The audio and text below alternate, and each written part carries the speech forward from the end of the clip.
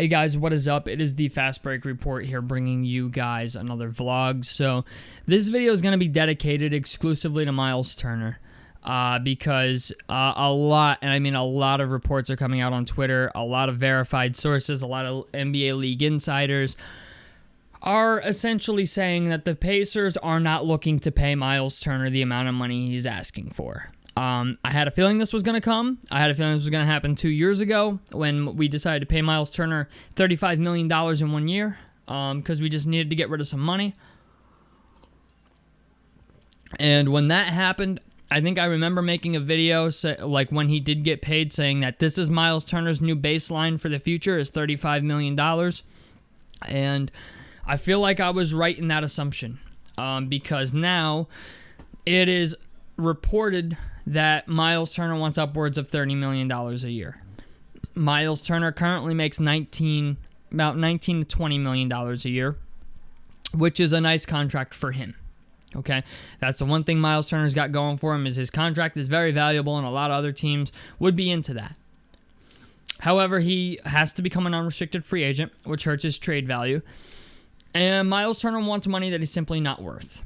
Okay, yeah, I could see paying Myles Turner anywhere from $26 to $28 million a year baseline, okay? And then it gradually goes up from that point on. Let's say the first year is 28, the second year is worth 30, third year is worth 32, fourth year is worth 34, right? I could get behind that contract. I'd be like, okay, I'd be fine with that. The problem is I think Myles Turner's mind is more so at the point that I want my first year to be worth 35, the second year to be worth 37, okay, the third year to be worth 39, and the fourth year to be worth 41. And hate to break it to you, good inside-out center. Is he worth that type of money? No. And I feel like that's the way the front office is looking at this. Thomas Bryant has been an amazing pickup for us. I don't understand why people are bagging on Kevin Pritchard. There's people on Twitter who are like, Kevin, this team's not going to a championship. And I'm just like, bro, Kevin Pritchard has pulled a rabbit out of his ass for the past 2 straight years. Okay? Arguably 3. Kevin Pritchard has been on the fucking ball ever since he traded for Tyrese Halliburton. We drafted Ben Mathurin. We drafted Andrew Nembhard in the second round. We traded essentially 2 fucking 9th graders for Obi Toppin. 2 second-round picks we didn't care about. We traded a second-round pick for Thomas Bryant. We traded Torrey Craig, and I think a second-round pick for Jalen Smith, who was very good for us before he got paid his money and went to Chicago. Okay? We drafted Ben Shepherd, who I think is an okay player. He traded Malcolm Brogdon and turned it into Aaron Nesmith. So, I'm sorry, he facilitated the trade for Pascal Siakam. He traded essentially nothing for Pascal Siakam. Oh, with 3 future first-round picks and Bruce Brown and Jordan Nwora for Pascal Siakam, and somehow people still think that's a bad fucking trade. Bruce Brown has not been the same fucking basketball player since he left Denver. I don't get that. Bruce Brown was also overpaid. But it's just the idea. He traded Bruce Brown, Jordan Nwora, and 3 first-round picks for a guy who's a borderline all-star, a guy who probably should have been an all-star this year, and a guy who might even still be an all-star this year when we get done with the reserves and stuff like that. But I think Kevin Pritchard's done a phenomenal job. And honestly, if you want to look anywhere as to why this team has not won a championship yet, you need only to look at ownership. Because ownership, I got to give Herb Simon some credit. He finally realizes, oh, my team made the Eastern Conference Finals last year. We could win a championship, and that would be great for me, right? But the problem is now, in this whole debacle of shit that we've been a part of, okay, Herb Simon does not like paying the luxury tax. So much so that even though we made the Eastern Conference Finals last year, this dude wants to get rid of Aaron Nesmith and Obi Toppin to bring back Myles Turner, which is taking 1 step forward and 2 steps back, if you ask me. Okay? We have done God's work to get Obi Toppin and Aaron Nesmith and drafting Andrew Nemhard. We have done a phenomenal job of just making do with what we've got. Trading Thomas Bryant for a second-round pick we don't give a shit about was a big deal. I was like, Thomas Bryant? Like, we got Thomas Bryant for a second-round pick, a dude who was warming the bench for Miami and wants to play. That's the thing. Thomas Bryant wants to play. That was the whole reason he left Los Angeles, is because he was like, yo, like, when Anthony Davis came back from his injury, Thomas Bryant, when he played with LeBron, playing phenomenal ball. And then Anthony Davis came back, he saw his minutes get cut, and he was like, yo, I just want to play ball. And that's what I like about Thomas Bryant. He went to college in Indy. The dude wants to play ball, and he's good at it.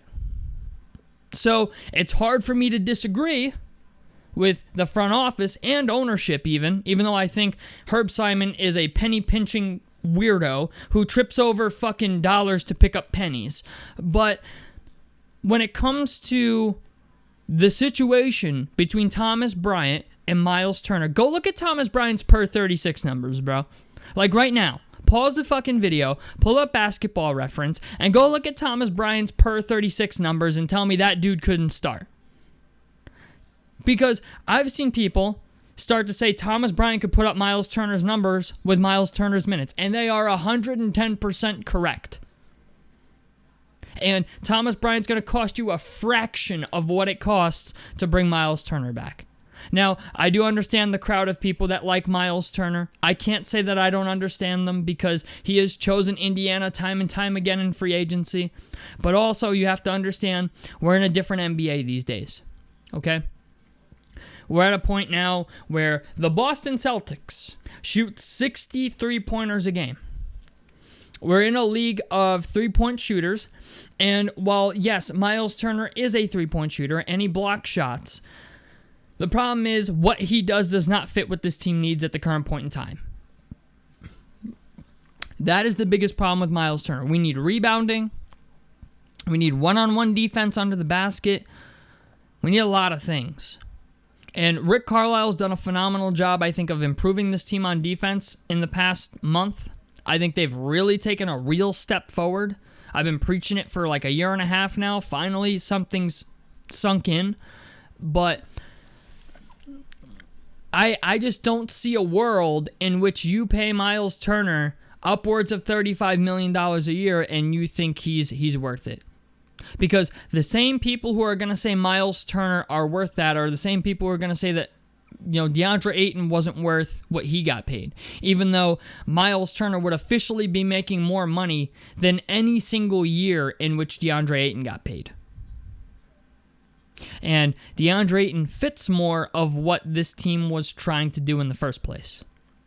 So, and I mean, if I'm being honest, if DeAndre Ayton and Myles Turner were to play one-on-one, I would take DeAndre Ayton. Just because he's a more back-to-the-basket type of guy. I don't like what DeAndre Ayton provides to a locker room. I will say that. I'm not a huge fan of that. But it's just the idea. It's hard for me to disagree with the front office if they decide to trade Myles Turner here in the next 3 weeks. Yeah, you could get a verbal agreement from Myles Turner, but when you start hearing these reports, right, of like the team and the player are not on the same page, you start to end up in situations like Jimmy Butler in Miami, where a player thinks they're worth a certain amount, you don't think they are, and then it becomes a tug of war of whether or not, you know, the player should stay, or whether or not the player's wrong, or the organization's wrong, or whatever, okay? Personally, I think a Myles Turner divorce is long overdue, if I'm being honest with you. I think this team should have went in another direction a long time ago. I feel like every year I see centers in the draft that go to certain locations and just end up being very good, and instead we decide that we're going to stay attached to this one center because he's just so loyal to Indiana and he's so loyal to the team, and he is essentially, I don't want to say a mediocre center, but he's overrated by the fan base. He's made a lot of strides in the last 2 years. I got to give him credit. When Myles Turner, like 3 or 4 years ago, wasn't even dunking the basketball. You know what I'm saying? This is a guy who was 6'11", was afraid to dunk on people. And his biggest issue is consistency problems. He has games where he comes out, scores 30 points, puts up 12 rebounds, and then he has other games where he, puts up 14 points, 2 rebounds, and shoots 4 or 12 from the field. Okay? That's another reason they really don't want to pay him that type of money. Because if you're going to pay somebody that type of money, they better have consistency. And I don't think Myles Turner provides that. And I think there's other players that are more valuable to this team than Myles Turner. I think Obi Toppin's more valuable. I think Aaron Nesmith is more valuable. I think Andrew Nembhard is more valuable. Siakam's more valuable. Halliburton's more valuable. McConnell's more valuable. Like, we just named, 5 or 6 players that I think are more valuable to this team than Myles Turner? And Andrew Nembhard is not even negotiable. This team was horrendous when Andrew Nembhard got injured. As soon as he came back, the team went on a 5-game win streak. So, and Ben Mathurin, you could make an argument that maybe Ben Matherin's not, Ben Matherin's, I don't think, going to get a max deal. I will say that. A lot of people are talking Ben Mathurin and max contract extension. Ben Matherin's good. Do I think he's worth a max extension? No. He hasn't shown me enough to look at him like the next Anthony Edwards. I think he could be. I think he could be the next Anthony Edwards, but I have to see a little bit more than what I've seen already. And we have Jarris Walker still. I do think some type of consolidation trade needs to happen. Do I think it's Cameron Johnson? No. The Cameron Johnson shit just feels like a desperation trade by the front office or ownership to try and feel better about getting back to the Eastern Conference Finals. That's just my opinion on it. That's why I don't like the Cameron Johnson trade. I think he's injured all the time. I think it's a desperation trade by the front office trying to land themselves something to make Herb Simon happy.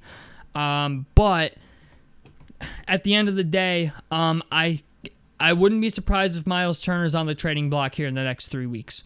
And if they do trade Myles Turner, they have to get some type of center back in some capacity, or free themselves up of enough cap space to be able to trade for some type of center that's not worth a whole hell of a lot of money. And at the end of the day, I don't even know how much I'd really do that. If they could get like a wing and a good backup center, like a young wing and a good backup center, and let Thomas Bryant start for Myles Turner, I would be okay with that. At that point, I think the team is still a solid playoff team, and I don't think the adaptation period would be too crazy. So, I don't know, man. We'll have to wait and see what happens. But my whole thing in the last 2 years was when we paid Myles Turner just north of $35 million. I said this when it happened. It's like the next time Myles Turner comes around for a payday, he's going to want $35 million or more. And I feel like that's in the ballpark of what he wants, because we've been hearing it's upwards of $30 million. And I'm sorry, Myles Turner is not worth upwards of $30 million. I could go, like I said, 28, 30, 32, 34, but I cannot get behind 35, 37, 39, and 41. I just can't. Not for what he brings. Not for a guy who goes 17 and 8, or a guy who's, 17 and 7. I need at the very least you to average a double-double for me if we're going to start talking numbers like that, So, once you start getting into the $30, $40 million range, you're talking like all-star level money, and Myles Turner has never been an all-star. So I understand the price on these motherfuckers is starting to go up a little bit, but at the same token, I feel like I've seen way too many centers come out of the draft that are in the league 1, 2, 3 years, and they become better players than Myles Turner is, or they become a player of equivalency to Myles Turner. And I just feel like, you know what? If the front office lets him walk, I can't be mad about it. I understand Halliburton got paid a lot. Siakam got paid a lot. And yeah, Halliburton's contract kind of fucked us a little bit. Not going to lie. I was very shocked to see 260 bands at the end of Tyrese Halliburton's name when that shit came out. Okay, I'm not going to lie. I was very shocked. Okay. And then Siakam getting the money that he got. I get you kind of had to pay Siakam, but Halliburton was a guy that you really, really went above and beyond for. And while I understand why you did that, understand that really fucked us in the future. So that's another thing. There's been money misused, so to speak, on certain players. Granted, Tyrese Halliburton last season was worth every dollar of what he got. But this year, it's not been that great. It's been coming in spurts. So, we're talking Tyrese Halliburton got like Steph Curry, Giannis, Luka Doncic, Nikola Jokic level money. And he's not really in that echelon of players yet. So I don't know. You know what? We have to live with it. We're at it. We're at where we're at. I think as long as we keep Halliburton and Siakam around for the next 2 or 3 years, I think we're fine. And as long as we keep them happy, I think we're fine. And as long as we just keep building around that, I think we'll be okay. But to really make a serious splash, I think they have to trade Myles Turner. Get away from that contract. Offer Thomas Bryant an extension, just similar to Obi Toppin and Aaron Nesmith. And I think you'd be very, very surprised at how solid the team will continue to be. Just as long as you can pick up a backup center somewhere, that's all that matters. You need somebody to back up Thomas Bryant. And yeah, there's injury concerns with Thomas Bryant. I would love Day'Ron Sharpe. Just gonna throw it out there. Would really love Day'Ron Sharpe. The Nets are looking to sell. Just saying. If you could pick up Day'Ron Sharpe and put him behind Thomas Bryant, I would be thrilled with that move because I think that dude could do wonders with starter minutes and just like getting more minutes. I think he'd be, especially with the way Indiana develops players. I think Day'Ron Sharpe would be phenomenal, but I can only dream. It's just the idea. I understand the Myles Turner situation is a little disheartening for people. For me, I kind of saw it coming, especially when they gave him the 2-year extension. I was like, okay, well, now that you were willing to pay him $35 million in 1 year and give him a $17 million raise, that's going to be the new baseline. And sure enough, I think that's the new baseline. So understand, when you hear upwards of $30 million, figure Myles Turner is in that area, 34, anywhere from 34 to 36 for a baseline salary, and I just simply don't think he's worth it. The front office doesn't think he's worth it, and I feel like the front office, including Herb Simon, because Herb Simon doesn't like to pay the luxury tax, would rather trade Myles Turner for something of relevancy or a need to our roster, and then give Thomas Bryant the extension that I think he deserves. And you know what? Can't be mad at that. So tell me what you guys think about this down below in the comment section below. A like helps me out. Subscribe if you guys want to see more. I'm the Fast Break Report, and I'm out of this motherfucker. Peace, guys.